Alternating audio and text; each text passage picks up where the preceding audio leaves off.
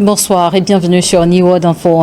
Dans décryptage, près d'un mois après la tentative de coup d'État, le procès de ces contrats auteurs présumés de cette attaque s'est ouvert à Kinshasa, en République démocratique du Congo. Mamadou Diouf, bonsoir et bienvenue.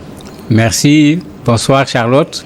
Depuis les événements du 19 mai dernier, peu d'informations déjà avaient circulé sur les différentes arrestations de ces contrats présumés. Tout à fait. La chose la plus partagée dans la presse, au niveau des médias même de façon générale, c'est le très peu d'informations dont les gens disposent par rapport à ce qui s'est passé. Sur le coup, il y a eu des éléments d'information qui sont sortis, mais par la suite, il n'y a pas eu grand-chose. Les éléments clairs qui sont disponibles, c'est que quand on les a pris, d'abord, c'est l'armée qui les a pris, avant qu'on ne les mette véritablement dans des conditions normales, c'est-à-dire qu'on les envoie vers le tribunal militaire. Bon, dans ce passage, il y a eu des problèmes, puisqu'il y a eu des morts après. Il y a eu des morts pendant l'intervention de l'armée, ce qui se comprend, puisque c'était une intervention armée. Mais parmi les gens qui ont été pris, il y a eu des morts par la suite.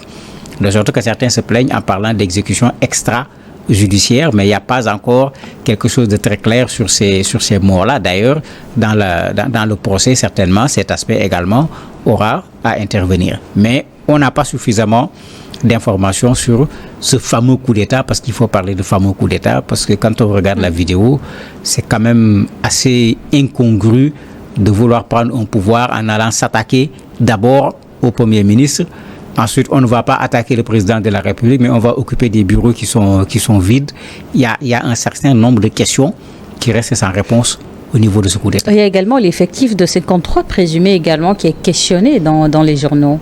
Oui, tout à fait. La question se pose. C'est vrai qu'il y avait, au départ, on parlait de plusieurs dizaines d'hommes. Au moment Justement. Du coup, on n'avait pas donné le nombre. Il semble qu'il y avait d'autres qui étaient positionnés, pas au niveau du palais, mais derrière, puisque c'était la stratégie qu'ils avaient utilisée. Ceux-là également, certains parmi eux ont été pris. D'ailleurs, parmi les exécutions sommaires, il y a une personne qui, lui, s'était jeté à l'eau pour essayer d'échapper. On lui a tiré dessus alors qu'il était dans l'eau. Bon, c'était combien de personnes exactement? Pour le moment, c'est ce nombre qui est donné de façon officielle. Mais ça reste encore à vérifier, puisque pendant le procès, certainement, on pourra avoir plus de précision sur le nombre de personnes qui y ont participé. Il y a eu également des arrestations après. Il y a un Belge, un expert militaire qui a été arrêté, qui aurait mis à la disposition du chef de cette équipe pour le coup d'État un véhicule. Sa famille conteste, mais ça montre que même après le coup... Il y a également des Américains. Oui, ça montre que même après le coup, il y a eu encore des arrestations. Pour les Américains, il y en a 3, mais vous avez également des Congolais naturalisés américains. Vous avez également des Congolais naturalisés belges, parce que quand on dit étranger, il faut essayer de savoir de quoi il s'agit. Mais il y a effectivement des Américains dans le coup. Si on se rappelle les premières déclarations qui avaient été faites, bon, eux, ils disaient on ne leur avait pas dit de venir pour un coup d'État, on leur avait dit que c'était pour une sortie, etc. Leur discours n'a rien à voir avec là où ils se trouvent présentement. Et cette première audience est consacrée donc principalement à l'identification. Qu'est-ce que cela veut dire? En fait, quand on commence un procès, il faut qu'on soit sûr qu'on est en face de la personne qu'il faut. Il ne faudrait pas se tromper de personnes. À ces personnes également, il va falloir qu'on leur dise voilà ce dont on vous accuse. Et par la suite, maintenant, il va falloir faire le travail qu'il faut, aller dans la forme, parce que les avocats vont, comme ils aiment bien le faire dans ce genre de situation, faire la bataille de procédure d'abord, avant d'aller dans le fond du dossier. Ici, il s'agissait plutôt d'identifier. Dans l'identification, on s'est rendu compte qu'il y avait 4 femmes, par exemple, dans le groupe. Tout ça, c'est l'identification qui a permis d'avoir un peu plus d'informations, puisqu'au départ, on nous donnait le nombre, on disait qu'il y avait des femmes, mais l'identification a permis de savoir qui était dedans, pour les personnes qui ont été arrêtées. Et à tout ce groupe, qu'est-ce qui leur est reproché? Plein de choses. Vraiment, vraiment plein de choses. On dit terrorisme, on dit attentat, on dit détention illégale d'armes, de guerre et de munitions, tentative d'assassinat, association de malfaiteurs, meurtre, financement du terrorisme. C'est très long et c'est très gros. D'ailleurs, même après leur avoir lu cela, ils leur ont rappelé que ça peut les conduire à la peine de mort. Alors que c'est un peu dangereux actuellement au niveau de la RDC, puisque avec ce qui se passe au Nord Kivu, la suspension de l'application de la peine de mort a été levée pour permettre l'application de la peine de mort quand il s'agit des militaires, de traîtrise, etc. Alors qu'ici, ces gens sont au tribunal militaire.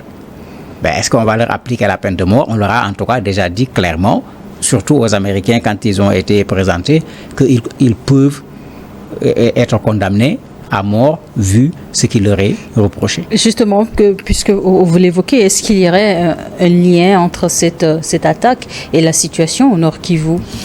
Pour le moment, il n'y a pas un lien clair qui a été établi entre les deux. Puisque le chef de l'équipe a été tué, ça aurait été intéressant que ce soit lui qui parle, on aurait compris davantage. Mais dans les médias, au niveau de la RDC, les gens s'interrogent, est-ce que véritablement c'est Christian Malanga qui a porté tout ça? Est-ce qu'il n'y a pas quelque chose derrière? Bon, peut-être avec le procès, on pourra avoir des informations, mais les interrogations sont là au niveau des médias de la RDC. Les gens se demandent, est-ce que c'est lui? Parce que tout le monde est d'accord que ça a été un coup vraiment impréparé, quoi. Même regardez, ils entrent dans les bureaux du président de la République. Vous n'avez pas encore réussi votre coup d'État. Vous le mettez en direct au niveau des réseaux sociaux. C'est-à-dire, c'est comme si c'est vous qui dites aux forces de l'ordre, venez nous chercher. Bon, il y a plein d'interrogations. Les gens se demandent, mais est-ce qu'il n'y a pas quelque chose derrière? Bon, les partisans de Vital Kamerhe, eux, sont très clairs. Eux, ils considèrent que c'est Kamerhe qu'on voulait assassiner tout simplement. Et on a voulu déguiser cela en coup d'État. Eux, ils ne parlent pas de coup d'État. Ils considèrent que c'est Vital Kamerhe qu'on voulait assassiner pour l'empêcher de devenir président du Parlement. Et le tribunal, dans les audiences, doit donc déterminer qui sont les vrais commanditaires et s'il y avait des complices. Mais au sein même de l'armée. Tout à fait. En RDC, quand on parle de complices de l'armée, regardez ce qui se passe au niveau de la RDC, aussi bien avec le M23 actuellement qu'avec les ADF. Plusieurs fois, il a été prouvé que les militaires de la RDC eux-mêmes sont de connivence par moment avec ces groupes rebelles. Puisqu'on l'a vu plusieurs fois. D'ailleurs, le président de la République lui-même l'a dit. Ce n'est pas quelque chose qu'on a raconté quelque part. Le président de la République lui-même l'a dit.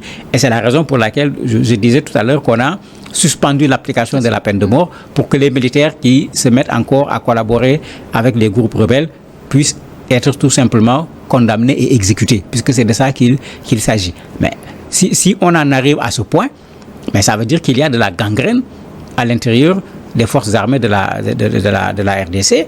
Et vous voyez la méthode forte qui est utilisée pour décourager cette gangrène. Rien ne prouve pour le moment que cette gangrène ne s'est pas également associée à ce coup d'État. Une dernière question, est-ce que parmi les présumés, il figure des visages déjà connus des forces de sécurité congolaises?